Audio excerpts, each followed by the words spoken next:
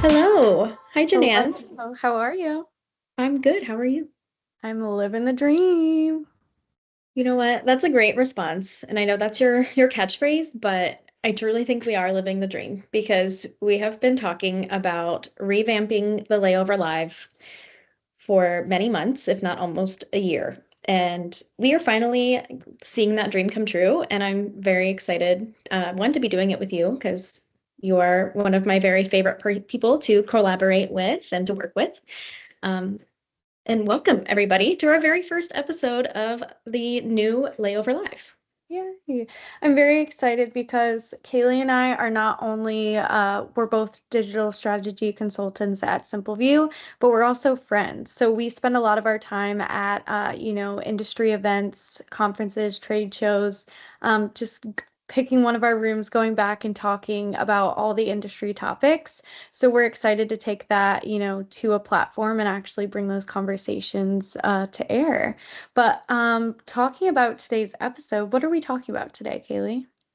We are talking about resilience in the tourism space. We all know that the last year has been a little turbulent. We've seen a lot of changes politically, definitely economically, and 100% in the digital space with the rise of AI and the uncertainty of where websites are even going to live within the internet in the future. So, we are going to be talking about all things resilient from past to present. I know you and I are both fairly young, but there's definitely been a lot of turmoil. We both were in the space when COVID happened, so we Mhm. did kind of live through that. But there was obviously a lot of things in the past 20 years that we were kids and we didn't experience in a professional setting.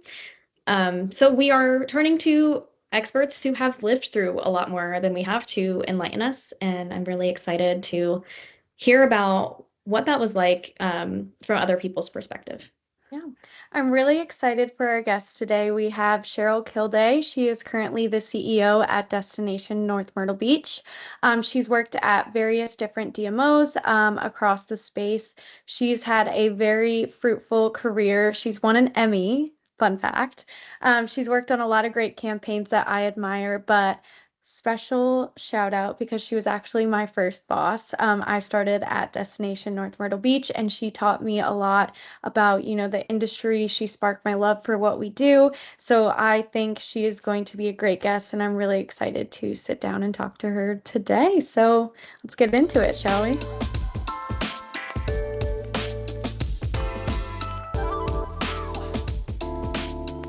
Perfect. So we are joined today with Cheryl Kilday. I will pass it over to her to introduce herself. Hello, I'm Cheryl Kilday, and I'm the president and CEO here at Destination North Myrtle Beach. This is my fourth destination, and we are also the local Chamber of Commerce and the Destination Marketing Destination Management Organization, and this is my first chamber gig. Well, perfect. We're so excited to have you on the layover today. I know on today's topic, we're going to be talking about changes in the industry and all around resilience. So I'd love to start with you kind of telling us a little bit about your career and maybe, a little piece of advice to start us out today on your definition of resilience. Okay, thank you. Boy, I really kind of ended up in this industry by mistake. I have a double major in psychology and sociology from a small liberal arts school and didn't really understand tourism and what that meant for a community until I worked at a hotel and then went to work for a convention and visitors association. So that's really how I started in this. And I would say I learned early on that I love this kind of work. I love being connected to the community. I love the types of research access we have and understanding. I think we understand our customers more than a lot of people because we get to talk to them, right? Whether you're in convention sales, which is where I started, or if you work in a visitor information center or you go out to consumer shows, where else you get to talk to so many different types of customers that we do. And I really feel like that connection is unique to what we do. A lot of, big corporations, they talk to their customers through their showrooms, but not necessarily are they in there, right? The corporate decisions are often made somewhere else. So I love that we can be in the trenches, in the community with policymakers and the community leaders, to help develop that shared vision for who we represent. And so I love that part of the job. So like I said in my introduction, I have worked in a number of locations. So I started on the West Coast in the Willamette Valley before Oregon Pinot was really as well known as it is today. So I know I'm dating myself, but I do love Oregon Pinot, but it was something that, was just developing a reputation when I was there. And then I moved to Northern Virginia. I had an opportunity to be involved in starting what is now Visit Loudon. And that was really exciting, was there for a long time. And then moved to the West Coast again and lived in Spokane, Washington, which was and is a really great convention city, but also has a really strong tourism core. And then thought, where else can we go? And my husband works out of an East Coast time zone, and his boss was like, come back to this part of the country. And so we are here in South Carolina, and I'm at the beach, and I'm working for a Chamber of Commerce, and that includes the tourism effort. So really fortunate to have had so many experiences. Started at a hotel, kind of landed in here, worked for a few years as an association management person in an association management company. Really gave me more of the board governance and some of the leadership things, really active in the association, the American Society of Association Executives and that sort of thing. So really have a varied background, even though tourism has been the focal point, and for really different types of communities that I've represented. I love that. Thank you. You're welcome. I think, part of the reason we wanted to talk to you today is that you've had a very fruitful career. I mean, you've won an Emmy. I talk about it a lot.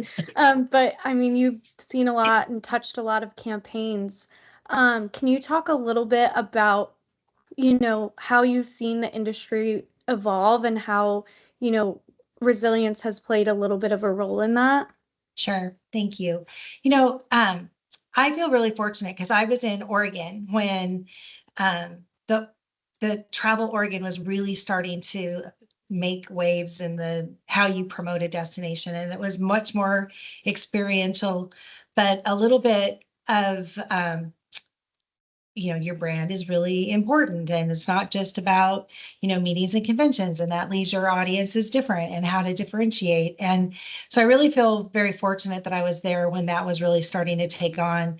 And I would say that when I was in Northern Virginia, we did something very unique in that we were going to create a brand for Loudon, which had lots of different ways to go because it was known as horse country, had all these wineries coming, lots of towns and villages that dotted the rural landscape. And our community was really at a crossroads. What do we want to be? Do we want to be more urban? Do we want to be more rural? And so we really took that as an opportunity to look at what visitor experience should we really go after. And so we did our homework. We actually did a destination assessment and confirmed that even though at the time our wine was not well-known wines, we were a great wine country because we could deliver the wine country experience. Mm-hmm. And so we had these small villages, we had these old farms that were being turned into wineries, and we had all of their retail, the accommodations, everything to make that a really great leisure mix.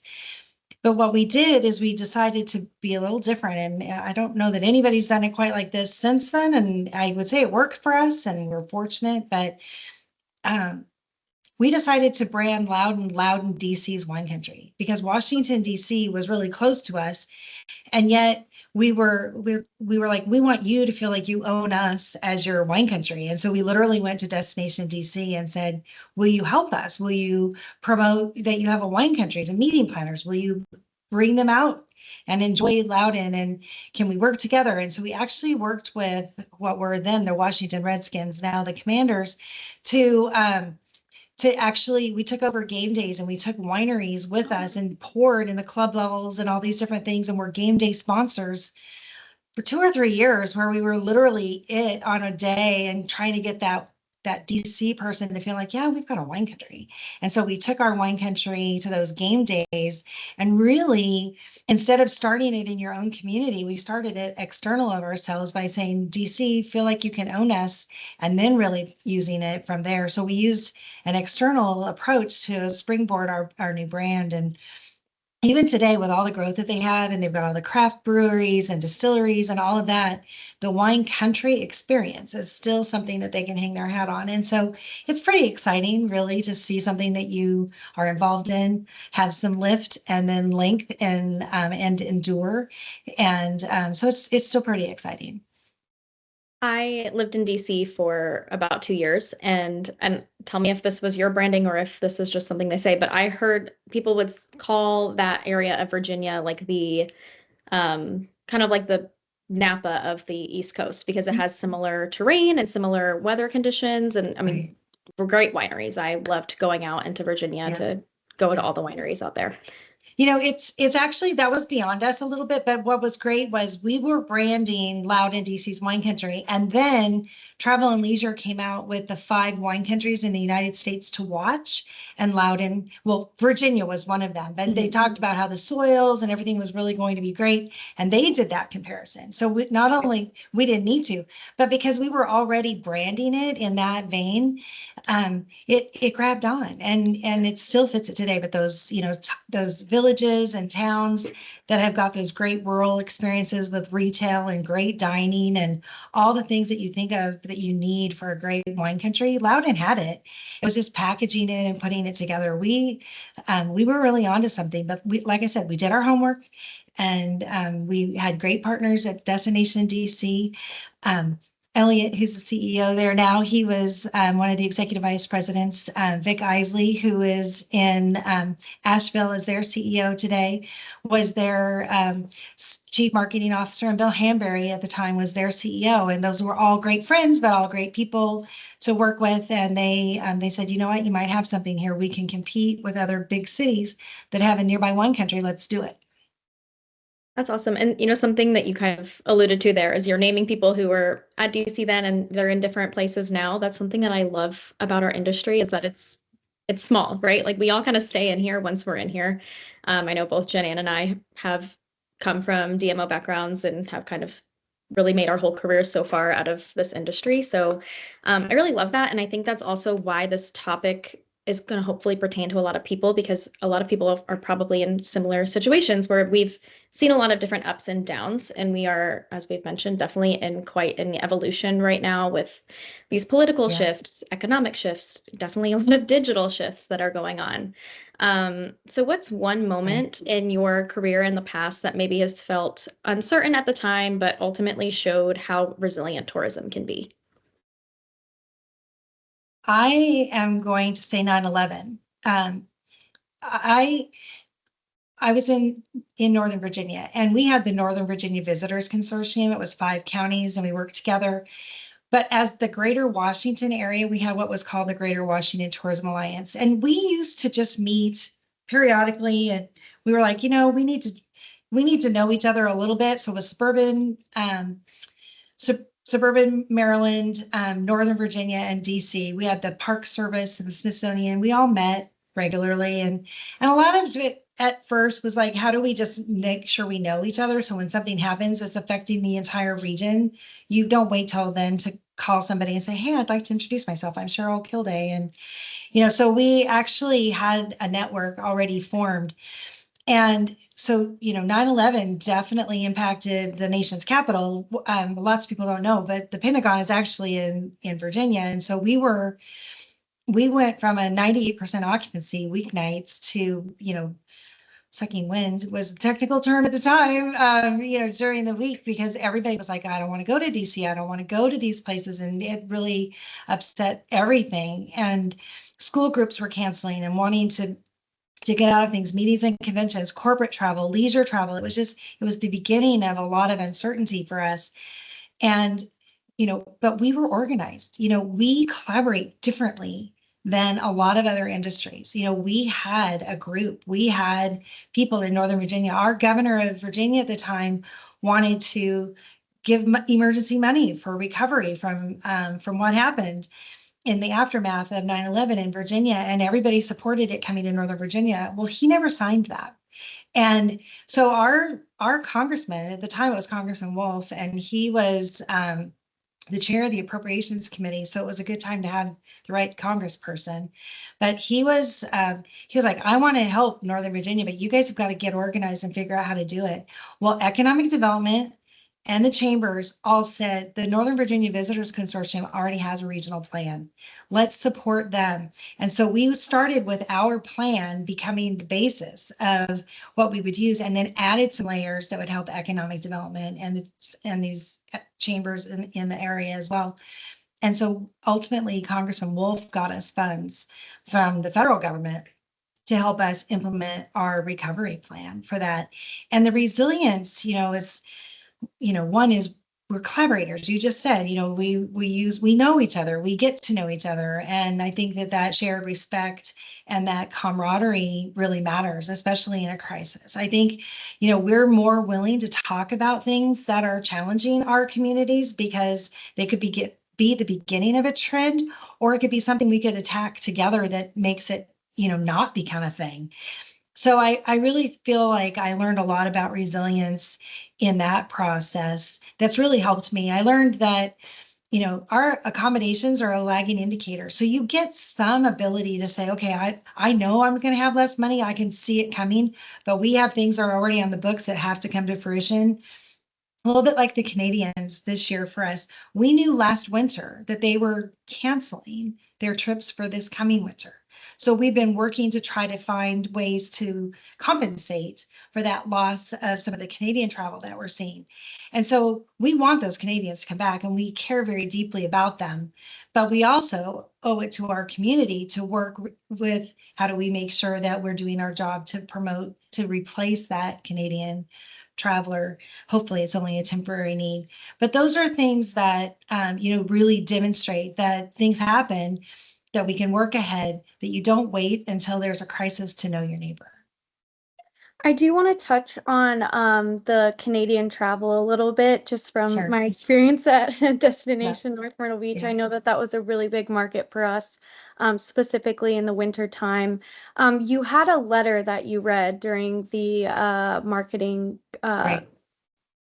summit, marketing convention. Would you Yeah. mind speaking a little bit more to that and kind of what your immediate reaction was to go into recovery for that? Yeah. So I received a letter from a gentleman who was representing multiple couples that came here every winter, and they added up, they booked 7 condo units in the same building for all of these years. Their condo fees were over $9,000 for their 3 months. They spent a lot of money while they were here on golf courses and local businesses and that sort of thing. So they basically added all that up and said that over the years they had spent over $100,000 in the area during their winter stays, and that they know that there are hundreds more Canadians that will be taking the same action that they are, which was notifying us that they wouldn't be coming back.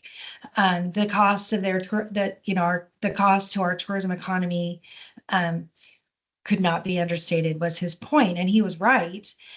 We were starting to see that. They're actually planning to go to Portugal and or Mexico.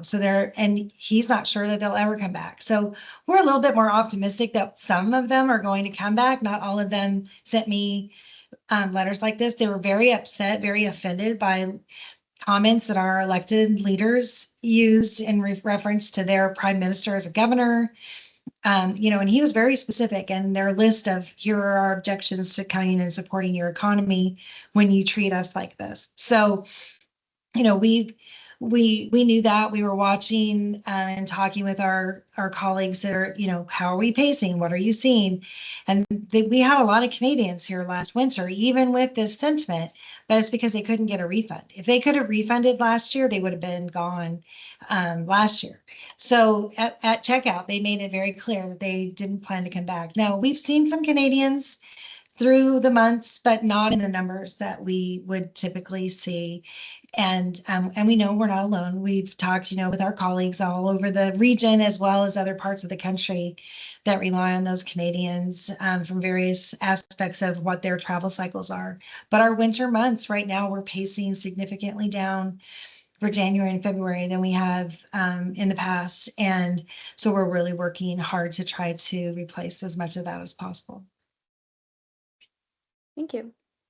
I know that in order to, move forward in recovery in a lot of these situations we've touched on, it's important to align with not only your community, but, your government as well. Can you talk about your experience with that and maybe some advice you'd give for other destinations who are working through similar issues?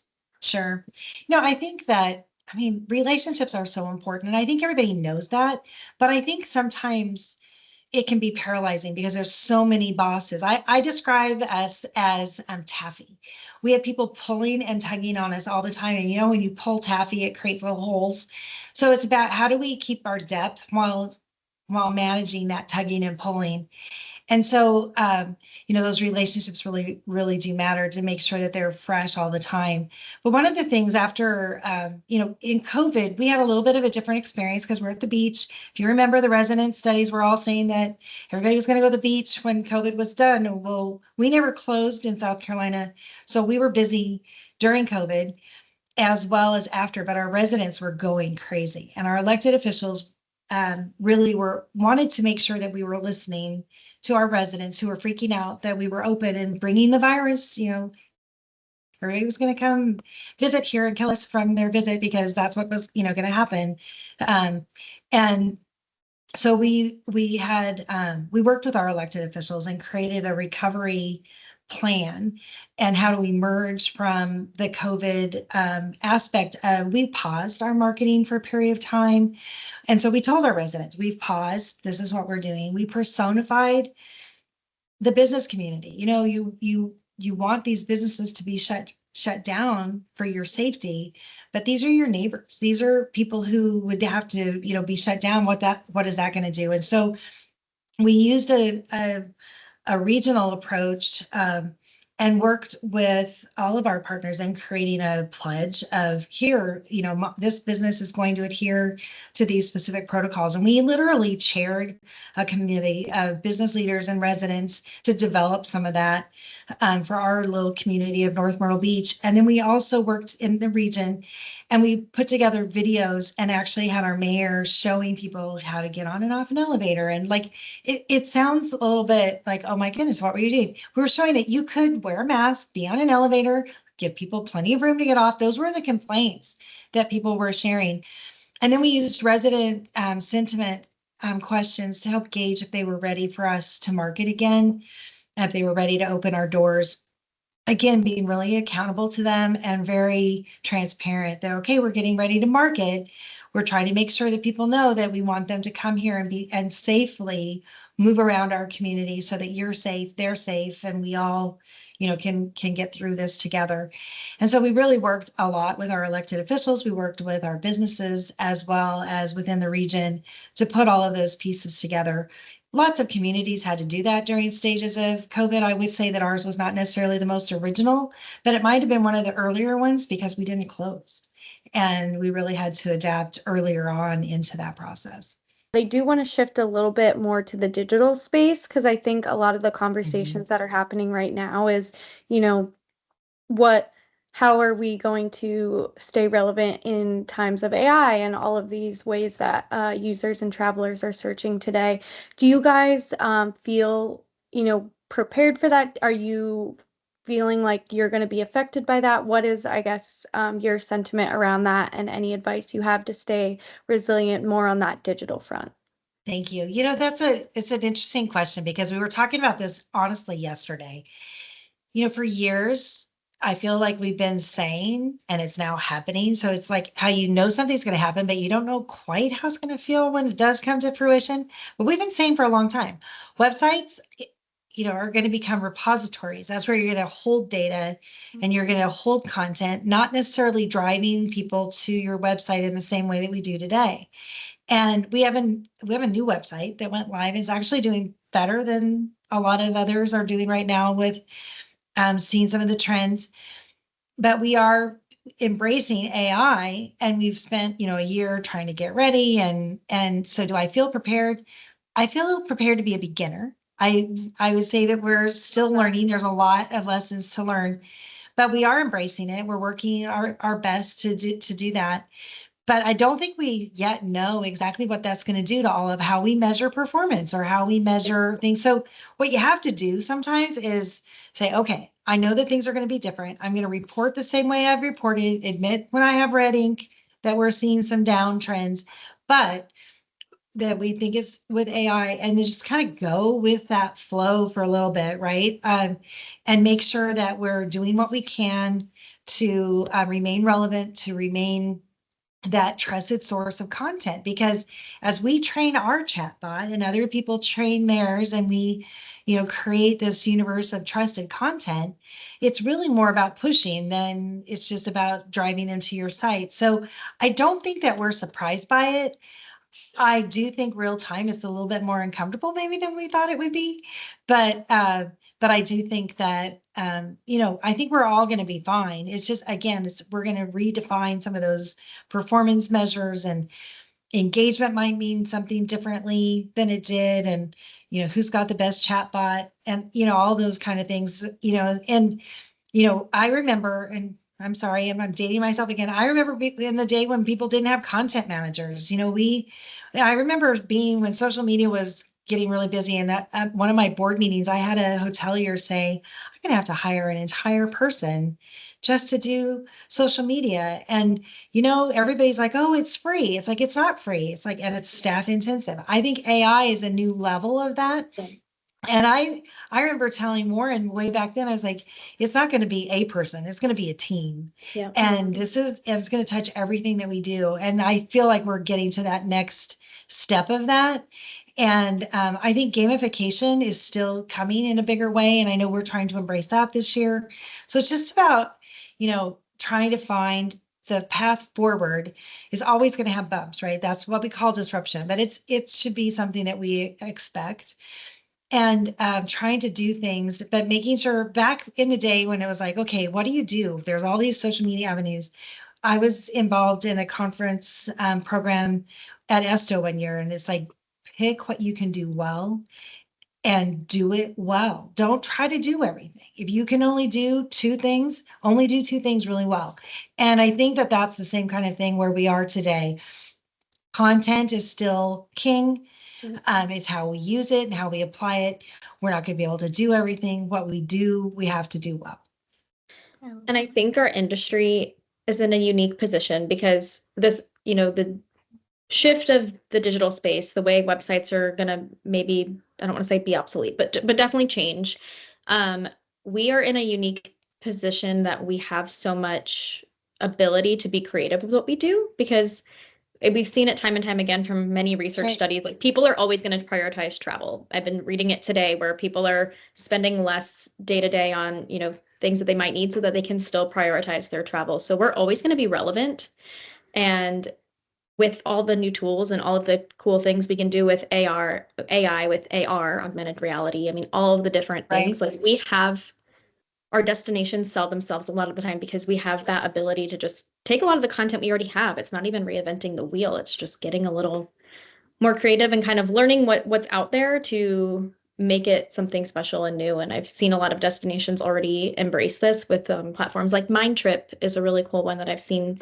I know Visit Nevada just started using that on their website, and a couple other destinations too that I've seen. And I know Expedia is building their own AI platforms where you can see which neighborhoods in your city are similar to neighborhoods in a destination. So, like, I live in Tampa, and if I was visiting New York and I wanted to find a neighborhood in New York that's really similar to where I live in Tampa, I could put it into their AI engine and it will match me with where I should stay, which there's just so many cool things that you can do that you just don't even think about. And AI just opens so many doors for that.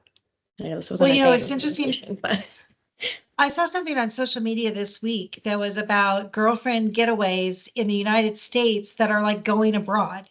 And so it was taking some of those types of vacation places you might want to go for a girlfriend's getaway, but instead of leaving the country, you can do it domestically. And it's an interesting thing that you can do that now. You can actually use AI and craft something that's similar to going somewhere else and showing people how you could be that closer option or that affordable option, or they're out of season, we're in season. It's like, how do you use that? So I think that there's a lot that we're going to be learning. I also think that some people say that they are involved in engagement and maybe aren't. And I think we're going to learn a lot about what engagement looks like moving forward and how it might shift. Yeah. Great. Absolutely. I want to call back to something you said because it stuck with me and I'm going to be stealing it. I love Okay. when you said, I'm ready to be a beginner. I think that was a great way to phrase that. And I think, that's kind of where we all are. No one knows what the future is going to hold. And I think there's just a lot of fear and uncertainty in our industry right now. If you could give one piece of advice to everyone in our industry right now based on, what you've learned so far in the career you've built, what would you give to these, listeners and destinations and partners? So more about a big one, not just about AI. Yeah. I think that I'm in this business because my parents loved the scenic beauty of the Northwest. They moved there from Texas. And so I was taught at a very young age to go in and explore a community, to talk to the locals, to really, find what was that story that you could, those were the treasures. And I think that it still all comes back to that. I think, as people in offices, we have to make sure that we're spending the right amount of time out and about talking to our customers, talking to the community, and keeping that connection. That's the best way to develop a plan forward. We can't be a community value. We can't help lead a shared vision if we are only in an office. And I hear a lot from communities and people like, oh, I wish we could get out more. It's like, you have to make it a priority. You can't just say that. You've got to get out. And so, we each try to make sure that we're out and about, and it's still not enough. And, on your own time, you need to explore. You need to explore your competition too. And just that sense of let me learn, let me experience is something that has to stay fresh. Otherwise, we probably should be in a different field. Kind of on the same vein, but kind of tying it back to the resilience factor. What's the most important lesson that you've learned about keeping destinations thriving, even through turbulent or disruption in times? I think that resilience is also, it's about adaptability, right? It's about what tools you have, what can you do today, and making sure that you're planning for tomorrow. So it's parallel tracking things. It's about, I know what I can do today, but here's where I need to get to. How am I going to get there for tomorrow? And then bringing people with you, not trying to do it by yourself and not trying to be a star. I mean, it's about rolling up your sleeves, being shoulder to shoulder and doing it. This is a team sport, and we need to call on every player. And, not everybody has a deep bench. We have 8 people on our team here, and I always refer to us as small and mighty because we do a lot. We are a busy, hardworking crew, but I want to make sure we're having enough fun too. And that's, we're planning a team day where we're going to spend some time doing some team building stuff, and then we're going to get out and about and just enjoy our own community. And I think that we all need to take that spirit of what can we do today and how are we framing tomorrow, and then work with our partners to make it happen. This is a little off topic from resilience, but I just think you've touched a lot of cool campaigns and projects. And what is the most meaningful project that you've ever worked on, or one that stands out to you the most? I feel really fortunate to have this job because there are many days when I leave going, we really made a difference today. And I have a really recent experience that we're just in the midst of putting a little documentary together. So I'm going to share this, even though it's not completely baked. But we have a foundation, And we have an organization, Destination North Myrtle Beach, and we have a destination master plan. And in our destination master plan, the resident alignment is really a key component, but we also wanted to make sure that we brought sustainability forward. We're at the beach. We want to make sure that we're taking care of our sea turtles and that we're not interfering with nature and that we have natural beaches. They're not highly commercial, and we like that. And so, what are we doing? And so, this time last year, literally, I had a board member say, hey, we need to do a fundraiser as a board of directors, and everybody needs to put some sweat equity into this and help us raise money. And we're using those dollars for business promotion inside our community, because our restricted occupancy tax dollars we can't use within a certain radius and all that sort of thing. So we're like, okay, great idea. So we worked with our foundation and our board of directors for Destination North Myrtle Beach, and we put together a fundraiser. It was held on March 1st last year. So we had an oyster roast. Well, the oyster roast quickly became an oyster roast for the coast. And we wanted to elevate the idea of the benefits of recycling our own oyster shells. Because right now in North Myrtle Beach, well, the whole 60 miles of the Grand Strand, which includes the entire Myrtle Beach area, 60 miles of beaches, when you recycle your oyster shells here, the Department of Natural Resources of South Carolina takes them to Charleston. They're not getting recycled locally. You drop them off locally, they pick them up and they take them away. So we wanted to work with the Department of Natural Resources and some others and recycle our oyster shells. So we recycled our oyster shells. And so on March 1st, we had our first ever fundraiser like this. We had over 1,000 people come eat oysters with us. We recycled all of those oyster shells. And long story short, this time next year, we planted those locally in our marsh, and those oyster shells will become new. I refer to them as condominiums. All the oysters and everything that will move into them next year. This time they will be cleaning by the filtering that oysters do over 1 million gallons of water a day. And that means something from wow, I'm making a difference. Not only are we, doing something that's good for our waters and our sea life, because 120 plus little species rely on oyster shells and that whole habitat.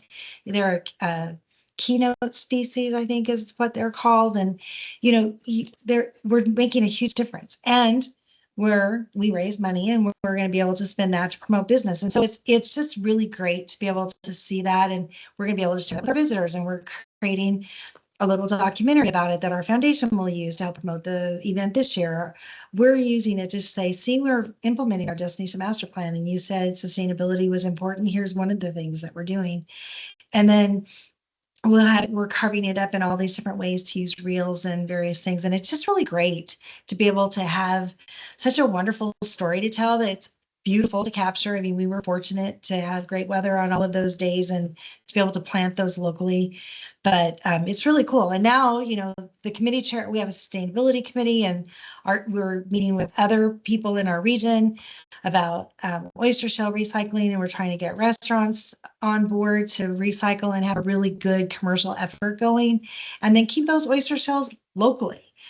And so all of that, is one of the ways that you can have validation that the community cares about sustainability. You can be relevant to your community and not just about making cash registers ring, which is important, but they also want to know that we care about them. Opinion, nothing says resilience like preparing for the future. We're resilient in knowing that there is going to be a next generation after us we're going to be travel leaders. We're going to be travelers, and we're setting up our destination to still be here and be preserved and have these, sustainable systems in place, and we're being able to have a hand in that and lead it. That's really amazing and really inspiring, and that's great. I love that.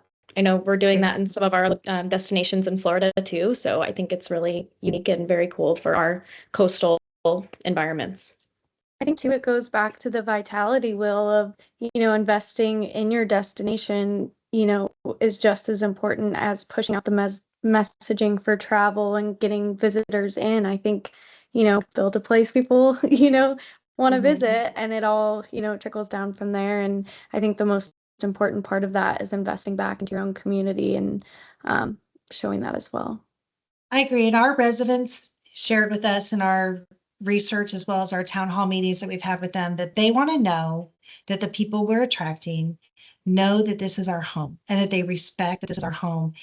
And so that thread of communication is so important. And we have not forgotten, and we have to demonstrate over and over and over again that we heard them and that we're doing things to make sure that that happens. But as we are moving towards 2026, looking ahead, what is giving you optimism about the future of destination marketing in our industry? People still want to travel. And I think that travel patterns change, and I think that people's priorities change, but I still have optimism that travel will be what connects us, that we'll be looking for those treasures because we want to connect with the people we love. We want to go on a trip with them and connect and disconnect from everything else. I think we still want to go and explore and understand another area. And, being here at the beach, if you just want to go get your toes in the sand and sip on something delicious, those are all things that people want to do. And they're all important because as busy as the societies we are in, as disruptive as some of the communications, and people are a little, testy with each other and that sort of thing. I think travel can still be that leveler. I think that travel can still be that way, that there's a common purpose to reconnect. And I'm optimistic that we will not disappoint people in how our industry serves the community and making sure that we always have heart. I love that. Beautifully said. Thank you.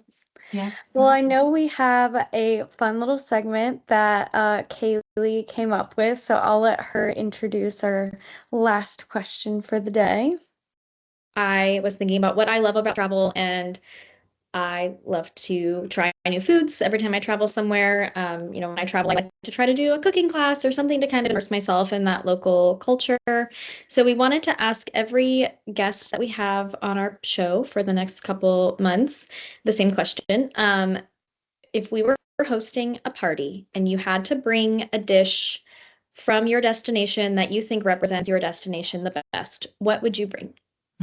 That's a good question.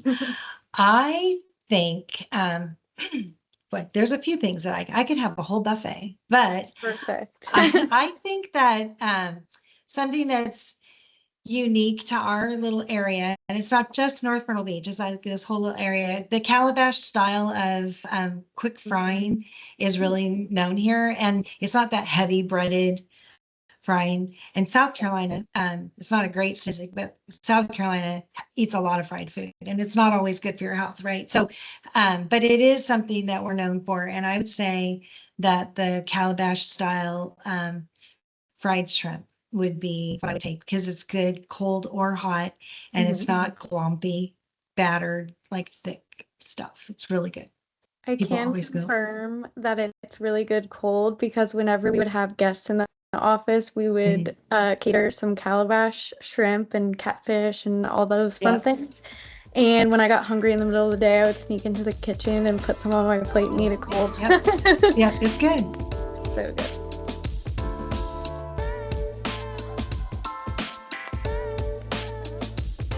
Thank you guys so much for listening, and thank you so much to Cheryl. This was such a special episode, and I think there's a lot of great takeaways for our industry peers and listeners to come away from this conversation with. That's always our goal on these podcasts. So thank you so much, and I'm looking forward to the next episode. Cayleigh, if you want to tell us a little about it. Yeah, so to bounce off of what we just talked about and all of the great info that Cheryl shared and the hope for the future of our industry, we are going to be talking about measuring success in our shifting landscape. So not just how can we get through it, but what should we be measuring and how we can explain that to key stakeholders so that we are proving the value of our destinations and we are proving the value of our destination marketing organizations and other businesses as we shift into 2026 and beyond. Well, if you want to connect with us further, please feel free to follow on socials, subscribe to our email, our e-newsletter, and we are looking forward to all the awesome content coming your way. So thanks for listening.